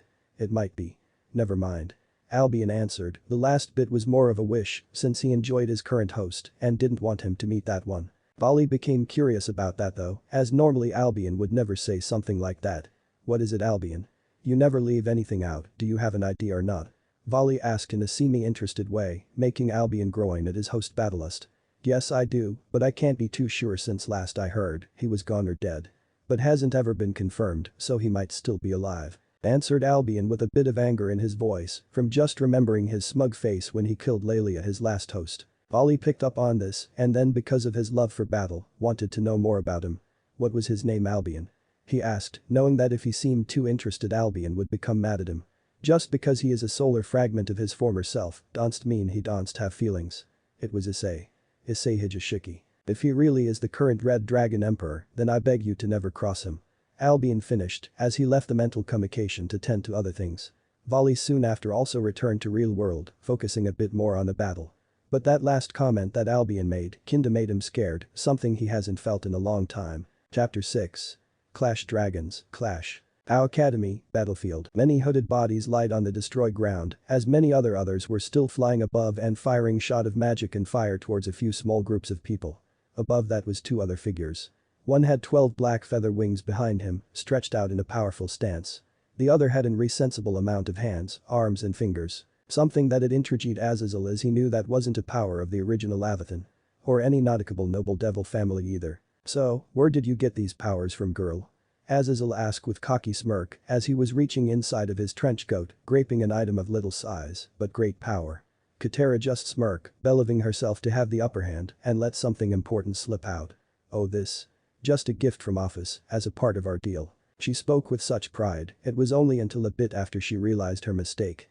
Azazel was laughing lightly, but at the sight of her frustrated face, he began to laugh much louder. In a single motion, Katari had her hands on Azazel's left arm as she also had a slightly embarrassed face. Azazel was caught off guard as he had planned to use his hidden S, but it didn't stop him from still acting smirk. Kataria was visibly confused by his lack of shock or slight fear, but rather his face showed nothing but his calm and relaxed self. You know, I have been taking it pretty easy on you, but I think with this little trick of yours, I should have maybe taken it even easier on you. Azazel taunted, as slightly decreased his power just to taunt her even more. If steam could come out her head, then it would have, as her face bright red at being looked down on. Don't look down on me, as if I was a mere child. Besides, this is no simple trick, it is a way to succeed killing at least one of the three factions' leader. She proudly proclaimed, something Azazel reacted to with a bit more seriousness as his power rose a bit up again. Bataria noticed this and smiled as she felt she had won in this scenario until Azazel did the unexpected. Oh really? Then what if you're not graping onto anything? He asked while holding his freshly ripped off arm in his still remaining one. Kataria just looked on stunned at his pure will, even if it was hidden behind laziness and unseriousness. Her smile soon turned into a frown, then an angry sneer. Even so I will take at least one of you done today. For I am the true blood flew every as a golden spear of light pierced her stomach. Her eyes looked down, then up again before losing color, and then she fell. While Azazel was busy taking care of his shivered arm and keeping an eye on the, hopefully, dead body of Kataria, Kaneko and Gasper had reached the defense barrier. Sirzechs noticed them as they ran across the battlefield, dodging Meg and other things being shot at them. They reached the barrier, jumped right in, and both fell on the ground from how tired they felt. Good job Kaneko on Gasper's safe, I am glad you both escaped. he spoke, not noticing their faces tighten up at the mention of escape as he was still more focused on the barrier. Kaneko and Gasper looked at each other, not sure if they should tell him what they saw, as they didn't if Issei would harm them if they did. Many seconds passed, it was barely noticed the uncomfortable silence, as heavy breathing was heard and explosions of the battle. Sirzechs sighed as he didn't want to ask, but felt he might know how or rather who helped them escape. Issei saved you, right? He asked, to which they both flinched as they were still scared of what they had seen. It's fine. You don't have to answer, it was the same with Rias and Sona when they were saved by him as well. Sirzechs spoke, as he tried to comfort them, but with small successes, as it only made them even more fearful of him. If both of the heirs in control of Kao both fear him when he is like that, then why shouldn't they be scared? Luckily before they both could fall deeper into despair, Azazel descended down from his early battle and landed in front of Gasper. Gasper was still a bit too shaking up to notice, something Azazel noticed, as well as it was obvious with his almost violent shaking. He put a hand on his shoulder, making Gasper jump from the sudden feeling of being touched. Calm down kid, it's just me. You know the guy who helped you train your sacred gear. He explained, making Gasper calm a bit down, but still shaking a bit. Azazel reached into his left pocket, reaching for his other special item he brought with him as a sign of goodwill. Here kid, put on this bracelet, it will disable your sacred gear in terms of how much power it can use at a given time. It should unfreeze everyone here. Azazel explained as he handed him the bracelet, which Gasper took gracefully into his own and put it on his arm. Nothing really happened for a few seconds, then suddenly the magical circle where all the magicians were coming from disappeared. Then after all the people who had been frozen, unfroze. A few of them fell on the ground as they had lost a lot of angry. Rias, Sona and Tsubaki managed to keep standing, but wobbled just a slight bit. What happened? Wait, why am I outside of the school building? And is that magicians? Rias asked as her confusion began to grow with every direction she looked.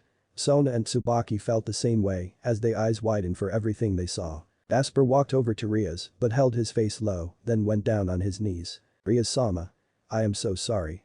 I'm responsible for all this. I shouldn't be left. Ali Gasper was stopped mid in his self-hating speech as he was hugged by Rias as she held him comforting him. It's okay Gasper, as long as no one was seriously hurt, then it's all okay. She spoke soothingly into his ears as he cried into her chest, much like a child would in their mother's embrace. She kept stroking his hair carefully as the fight began to near its end as the last of the magician was taken care of. Azazel and the other leaders let down the defensive barrier they had all held up as they then went on to talk about what they believe could have cursed this. Then shortly after they all went back to the younger people, though Azazel decided to fly up to meet with Vali as he was still up in the air. It seems that other factions, namely the Old Devil faction, is very keen on stopping this peace from ever seeing the light of day. Explained Sirzechs as the younger people listened as they wanted to know what happened. We believe that a simple peace may no longer be enough and have to the conclusion that in a sudden explosion, then a dark figure crashed into the ground right in front of Sirzechs. Out of the small crater came Azazel with a smirk on his face as he looked up into the sky, which everyone else did as well to see what was the course of this. They all saw the figure of a wide armored figure hovering in sky as his two gained blue wings shined down on them. So Vali, what's with the sudden betrayal? You could have just written me letter or maybe just a little hint. Azazel asked in a calm tone as Vali unsummoned his helmet, revealing his face as the young handsome sliver-haired man he was. Nothing personal Azazel, but this side just seems more interesting. Made an offer I couldn't refuse. Was all he said as he then revealed 5 pairs of bat-like wings. This made most of the people gathered shocked at this reveal. He had had a small confident smile as he resumed his helmet and stretched out his armor's wings, giving him an even more powerful presence with this simple change to his pose. I am Vali Lucifer, the White Dragon Emperor and a member of the Chaos Brigade, right? Asked another voice from above everyone else. They all looked up to find another armored figure, though his armor was crimson red and instead of 2 gained wings, it instead had a long tail. Vali looked up at him knowing at sight that this was his rival, this was the Red Dragon Emperor. Everyone else on the ground knew the same, but both Rias, Sona and Sirzechs were surprised to see him in his balance breaker. The other people on the ground were quite taken aback by his power, as this was the first time they met this, or rather the last generation Red Dragon Emperor. Azazel smirked as his eyes lit up with curiosity about him. The people who had fought Issei less than a week ago all felt themselves gulp at his true power, as they now knew he wasn't even taking them seriously back then. Gasper and Kaneko felt it the most though as they both had seen the slaughter he had committed and now felt even more scared of him. But the one who felt the most scared was the sealed dragon inside of Vali's sacred gear. Albion, if he could, would have been sweating bullets at the sight of his previous host killer. Vali couldn't move under the gaze of Issei, he was stuck in space. Every second felt so long, even more so when Issei began to descend down to his level, giving up the advantage of the high ground. It only showed how sure he was that Volley couldn't beat him. Issei floated right in front of Volley, who was still mostly unable to move or do anything other than inhale, but even that was only weak in small breaths. Issei's tail began to swing around behind him slowly, then it began to coil around Volley, trapping him without any problem. Issei sighed heavily as he put his head on his left arm, almost like he was bored. Volley had barely noticed that he had been trapped his tail, but when he did notice it made him feel so weak. How is it that I can't do anything right now?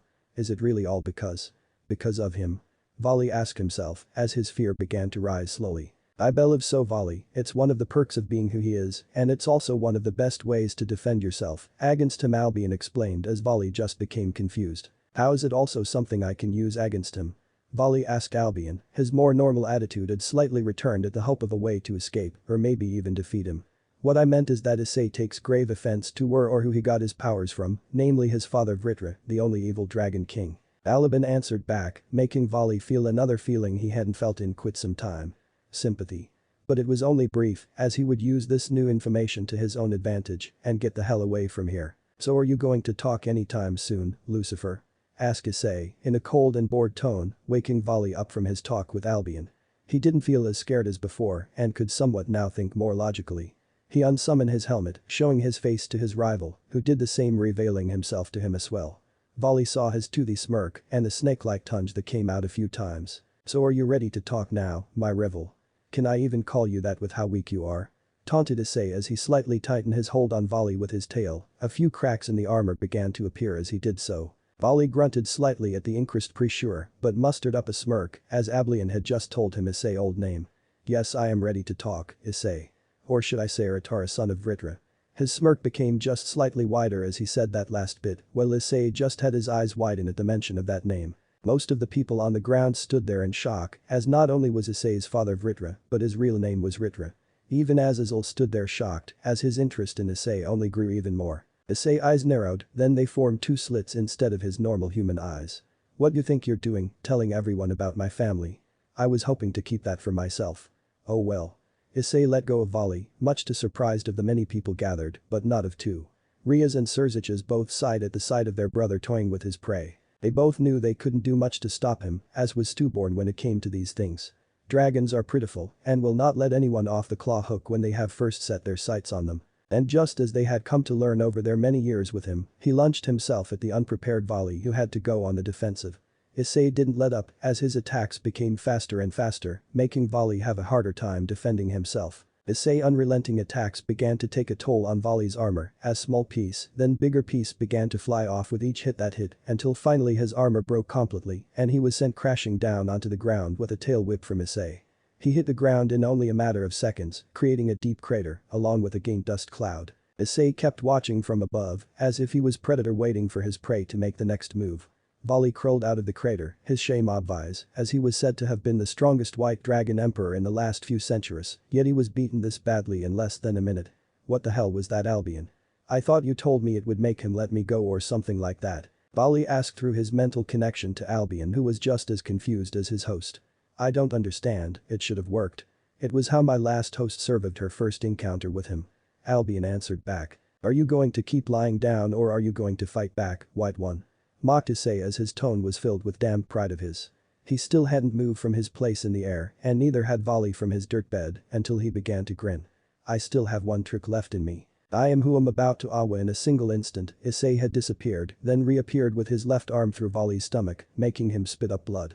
Don't, it's no fun if I just fight a mindless beast. Issei said with a cold and irritated tone as he pulled his arm out of Volley and stood up looking down on him. Volley couldn't feel anything throughout his whole body, all besides this unnatural breeze that felt as if it was going through him, which it was. He felt his body slowly becoming weaker and weaker with each second that went by. His eyes slowly began to close, which he barely noticed as all he could think about was. Is this really it? His eyes closed completely, as did his breathing. Issei, you have just killed your second white dragon emperor, my second host to die at your hands. I will have my revenge, mark my words. Spoke Albion with an almost dead voice. I will be waiting for one that can fight and not just use cheap tricks. Issei mocked before turning to everyone else and unsummoning his armor and started walking towards them, mainly Rias. He reached her with a calm face, then bowed before her before transforming his body into his half-dragonic humanoid state that Kaneko and Gasper had seen earlier. I offer you the life of another white dragon emperor, my love. His voice sounded much deeper, as well as rougher. Rias reached a hand out to his head, but before it could connect the barrier around the school broke. Issei looked behind himself to find a young handsome man in China's armor holding the lifeless body of Volley in his arms. He was crying slightly, trying his best to keep in. They both made eye contact, in which the young man glared at Issei, whom only looked back saddest with his deed. The young man didn't say anything, as did many of the other people, and just teleported out of there. Issei looked back to Rias, waiting for her to continue with hopefully his reward, only to instant. Smart he received a hard slap on his face. He just looked confused as to why he didn't get a reward, but instead a punishment. Time skip, orc building. Rias had sent everyone home after tonight's many and hard events, at least the three factions got a peace agreement, even more so with the discovery of a new faction called the Chaos Brigade. Rias had ordered Issei to stay, as he was to be imprisoned again, as per the orders of the three factions, for his overly aggressive handling of Volley. Issei, I hope you know that I am proud of you did, and very happy that you've killed 2 white dragon emperors for me. But next time, wait until everyone else is gone. I have an domain I must uphold. Rias explained to Issei, who had been put in a leash again and kneeling before Rias. I understand, I was just caught in the moment and thought I should just do it right there and then. It wouldn't have felt as right or important if I did it after, He answered back with a friendly tone, trying to make her less angry than she already was. Rias just sighed as she raised her left leg, then kicked him in the face, before then placing her foot on his crouch. Fine, you make a good point, but even so. Don't ever do something like that in front of everyone again. Rias and Issei kept at this throughout the rest of the night until both went into the bedroom in the orc building and slept together. The next morning Rias, Sona and Issei all went to the park, locking up Issei for who knows how long this time. When Sona and Rias went back and arrived at the school, they weren't ready for who was waiting for them. In Rias' chair in the orc room sat none other than Azazel, the general governor of the fallen angels. Hey there you brats, I have some announcements that I believe you would like to know about before your peerages do. Care to take a seat? Asked Azazel as he looked at them with a cocky grin. Chapter 7.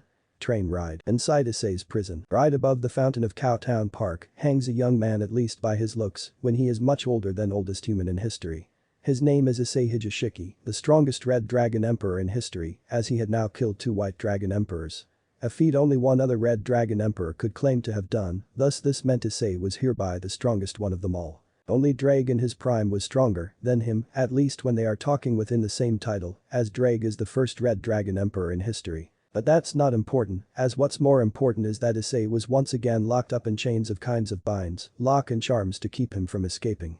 It was also used as a way to suppress his evil dragon urges, the same held true for the leash Akon and Rias had on him most of the time, but to less of the same effect. Right now he was just hanging, feeling his limbs being pulled on slightly as well as them being held in uncomfortable places, making it hard for him to relax. Why do they keep fucking this up every time I am put in here? Now I'll have to try for next century or who knows how long to find the best way to stay like this. Such a pain. He spoke out into the empty room, or rather invisible room. This room was invisible to anyone on the outside, it could only be seen at a specific time at night or on a full blood moon, which happens to also be the worst time for any dragon. If they bath in a blood moon's light, they will become a lot more irritable. But an evil dragon just lost all reason and go on a killing spree. So if anyone was to go by at the current time, they wouldn't see him hanging over the fountain, neither would at the time when it becomes visible, as it only becomes visible to those with demonic magic. Very neat way of hitting him from their former and new enemies. I wonder how much time has gone past. Maybe a year or 2. How would I know, since Rias seems to only really let me out when Sirzechs orders her to. Issei spoke again, then went off to mumble about random stuff until he saw 2 figures approach the fountain. He eyed them carefully as to be sure he wasn't seeing someone else, but he wasn't.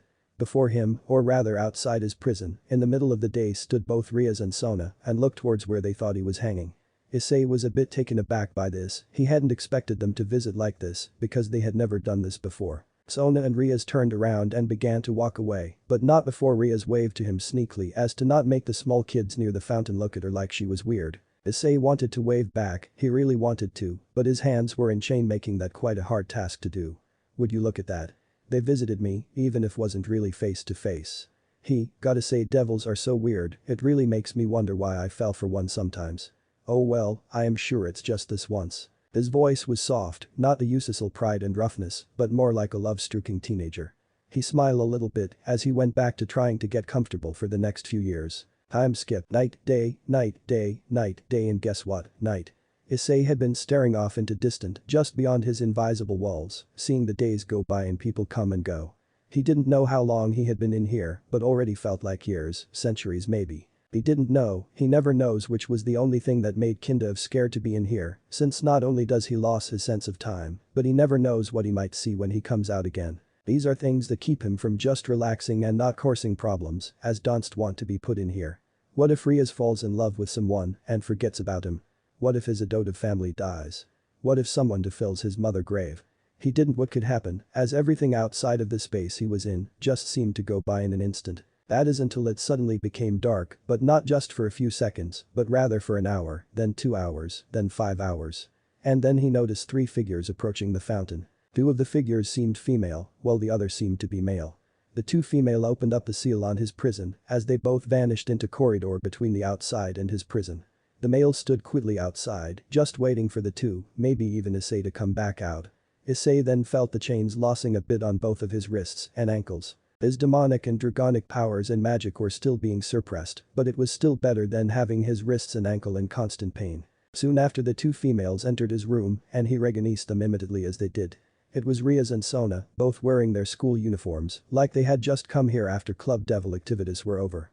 They both seemed tired, but even so, Rias smiled a rather nice smile when she made eye contact with him. It wasn't received well, as Issei was in the mood to be a dick since he felt insecure about who that man outside was. So, who the new guy? Your new boyfriend? Issei asked, straight to the point. No reason to act nice and friendly when he didn't feel like it. Rias and Sona both looked at each, then sighed as they both should have known bringing him here was a bad idea, since Issei gets very easily territorial when it comes to boys being around his Rias. He is not mine or Sona boyfriend, in fact he is our new club guidance teacher, as per some of the show of goodwill from the fallen angels. Rias explained in a tired voice, as she didn't feel like fighting with Issei over this, as the first thing they do after he gets out again. Okay then, so who is he then? Issei asked, a bit impatiently, but thankfully the man of the hour answered back quickly. Azazel, the Governor General of the Fallen Angels, at your service. Azazel joked in his annoying but smooth voice as he entered through the corridor that the girls had entered through earlier. I see, a fucking crow. You dare bring a crow into my den. Issei yelled at the 2 girls, who both knew, luckily, that he wasn't angry. He was just playing it up for the extra effect, plus it wasn't like he was gonna spit fire at him. Issei had sent a stream of purplish flames towards Azazel who taken it head on, not even dodging or putting up any defenses. Rias and Sona looked on worriedly, as they had thought all his powers were sealed in those chains. How is this possible? I thought all his magical powers were sealed. Asked a confused Sona to Rias, who was just as surprised and confused at how this was possible. Oh, it's simple. A dragon breath weapon is a part of them, it's not something that can be sealed with magical binding chains, it's a physical trait. Much like swordmanship or martial arts, you need to lock up certain parts of his body to make sure they can't perform it. The voice came from within the flames. It was Azazel. As soon as Issei heard his voice, sounding fine and well, he stopped his breath attack and just looked on with mild annoyance that someone could take his breath attack head on and come out unscathed. Azazel stood in the same place as before, the only difference was that his cloths were on fire, but he simply patted those parts so that the fire went out. He was smirking all the while standing there, then he turned towards Issei looking up at him. It's an honor to meet you, Issei Hijishiki, son of Vritra. You may not remember me, but I was a witness to your fight with Vali. Azazel spoke as he looked calmly at the chained young man. So what? What do you want from me, Crow? Revenge for killing your comrade? Or maybe you just wanted to chat with me, for shits and giggles?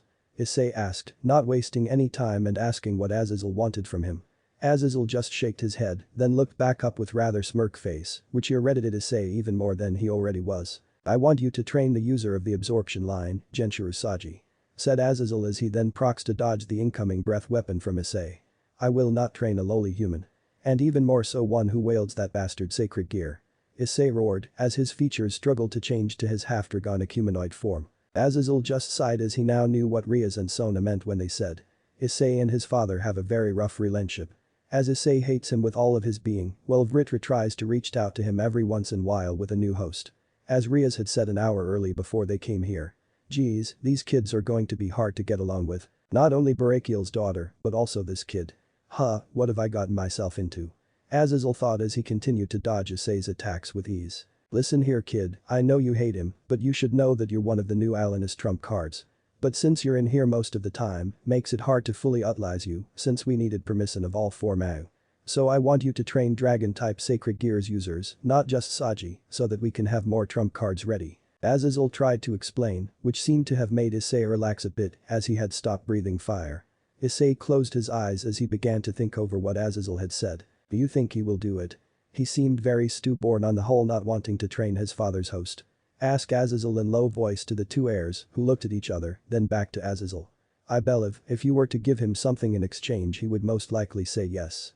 Said Sona as she looked back to Issei, whom was still in deep thought about the request Azazel had made. Azazel sighed as he began to think about what he could use as more bait to get Issei to say yes, until it struck him.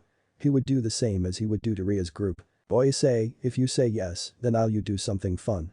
What do you say? Asked Azazel in a mischievous way, while smirking in a way that made both of the heirs fear what he might be thinking. Issei opened his left eye, revealing it had been turned at a slit. His face held a small smirk as he felt whatever Azazel was going to say would hopefully be fun. What is it then, Crow? I don't have all day, so just spill it out. Issei asked in a bit of mischievous way, making the 2 heirs fear what these 2 might do. In conclusion, Azazel and Issei seemed to become a bit more friendly after this. Time skip, train to the UNDERWORLD devil territory. Oh, I can believe I am going to the underworld. As a former member of the church this feels oddly. Sinful maybe. Zenobia was in her own little world as she was trying to determine her current situation. Everyone else were enjoying themselves in their train cart, playing cards, eating snacks and just talking relaxingly with each other. This whole cart was for them, or rather for the Gremories alone. But funny enough, the cart next to theirs was the Citri cart full with Sona Citri and her peerage, along with a hidden passenger. It was Issei whom was hiding in plain sight as a sculpture of Gained Sea Serpent, which had been placed there as honoring peace to Serapho Leviathan, as she was a Mayu and former heiress to the Citri. Plus the fact that the Leviathan is Gained and powerful serpent. Issei was cursing that damned Azazel for putting him there. Why couldn't have just sent me to the place in advance? He thought, as he was begging to develop back problems slowly by the uncomfortable post-ions he was in. At least it gave him a chance to spy on his victims and to gather information on them he could use to battle them, since as he was told by both Azazel and Sona. Unlike Ria's peerage where you're all power types, my peerage focuses more ability and strategy. So I want you to spy on them and learn what their powers and weakness might be. As Sona had said, and he found nothing so far, and it had already been 3 hours on this damn train in this painful post-ion. But he had at least learned that they all seemed to be rather smart, so that was something at least. But how is knowing they're smart serpents to help me against them? What if I? No right, I am not allowed to go over 10%, at least not until they began to become troublesome. Issei thought as he sighed as quickly as he could, since a white-haired girl was standing right in front of him and had been watching him for quite some time now. Hey Momo-chan, what are you looking at? Asked Sanji as he surprised the poor girl who had been absorbed by the fine craftsman's that was Issei's body and small his version of his true form. He was like 2 meter long, about 1 to 15 of his real size. She turned around to face Sanji with a blush on her face. Oh nothing, it's really nothing. I am just rather interested by this sculpture, it's really pretty. Momo explained to Sanji, who also looked at Issei for a bit, then looked back to Momo. Yeah it sure is, but I don't know about calling it pretty. It feels more like man, so wouldn't it be more right to call it handsome? Asked Sanji, making Issei silently praise him, not that he had minded being called pretty, but he was more happy that someone would call him handsome. Really? But isn't it Serpis to represent Serapho Leviathan-sama? So shouldn't also be a female like her? Asked Momo in a tone that made her sound like she thinking, which made Sanji put a hand to his chin as also began to wonder the same. I guess you might be right about that, so then I guess I should call her beautiful. Sanji said with a huge grin, which made Momo for unknown reason frown, then walk off a bit angrily. Leaving behind the internally laughing Issei, who had let the comment about him being female slip, and the confused Sanji behind. Later on Sona and Azazel entered the cart, both looking over Issei to see if anything had happened, and something had happened. Sanji was praying to the sculptor about something like, "Don't strike me down Serapho-sama and such stuff." The poor kid thought calling a sculptor beautiful was a bad thing. Issei was having blast with how stupid he was, so much so that he would go a little easy on him, even though he had called him Serapho-sama for the last half hour. I see everyone is doing well. Good, for we will be entering the Citri territory soon, so I would like you all to prepare for departure. Said Sona, as her peerage all began to like a well-oiled machine, to prepare for departure off the train. Issei did the same, but just differently, as he slid her off the sculptor pedestal and into one of the nearby rooms. And there he could change his form into a bit large version of himself, as it takes a bit of time to fully grow into his true size. Sanji and Momo both noticed the sculptor a bit after. They were confused as to how it had just disappeared with no one noticing. Has anyone seen the sculptor that was? Sanji was stopped as the train suddenly stopped in rather violent way. Many of the people in the cart all fell onto the ground. While many of them tried to regain composure, the door into the cart was opened as Azazel and Sona came running inside, both looking worried. "Is everyone okay?" asked Sona, receiving many yes, as nothing major had happened. "Ah, that's good to hear. I will be going up to ask about what's happened. You will all stay here and wait for me." "Understood?" asked Sona, receiving a yes president from all peerage members. She went out the door again, with Azazel following behind her. Sanji and Momo, then both again after a bit, began to look around for the sculptor. "I wonder who or what took it," said Sanji as he and Momo sat down on one of the couches, as they had both realized there was no need to look for it since they would be off the train in a few minutes anyway. "I don't either, but I guess it's not really our problem. Though I would like to see it one more time, it was so pretty and well made," said Momo as she looked over to where Issei had stood for the last 4 hours or so. The train suddenly began shaking violently, making all of the people standing in the cart fall on the ground. Then a sudden and bright light consumed them all. They all felt like they were being transported off to somewhere else. Outside of Citri domain, dragon territory, they all opened their eyes to find themselves somewhere else. No well-designed cart, no comfortable couches, but worst of all their king was nowhere to be found. "Where are we?" screamed Sanji as he stood up to get a better look around. What he saw just surprised him and confused him even more. First of all, there were in wide and rocky cavern, and their peerage wasn't the only one here, Rias' peerage was also here. But just like their peerage, Rias was also nowhere to be found. "Hey, do you guys know what's going on?" asked Akeno, as the two groups had gotten up and gathered together. Tsubaki shook her head. "No, we are as much in the blind as you are. If only Sona or Rias were here," said Tsubaki in a worried tone.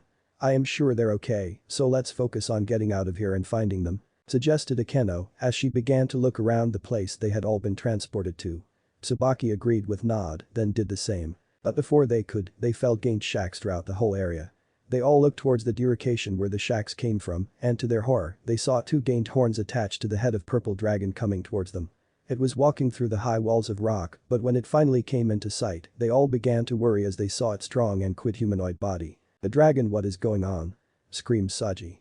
The dragon stood still as it looked behind the group, who followed its gaze and saw a rather large force behind them. But then they noticed that some of the trees were falling over and then were hit with a wave of insuperable amount of bloodlust. "You got to be kinding me to dragon at once," spoke Sanji as the head and neck of a gained black serpent-like dragon rose out of the tree tops. The 2 dragons both stood still, as did the 2 peerages, as they were afraid of what they were supposed to do. Until Akeno came up with a plan. "Tsubaki and the rest of Sona peerage take on the serpent-like dragon, while me and Ria's peerage take on the purple one," Akeno suggested. It took no time for Tsubaki to agree. Each of the peerages turned towards their dragons, whom both reacted as they began to move closer to them. Then they both reeled their heads back, a thing both of the peerage had learned what meant thanks that one incident with Issei. "Eve and get to safety," yelled both Akeno and Tsubaki at the same time. The moment after, both deep orange and purple flames were shot towards the 2 groups, whom luckily enough had dodged out of the way. But they all knew this was only the start, and both groups began their counterattack as soon as the dragons had stopped their breath weapons.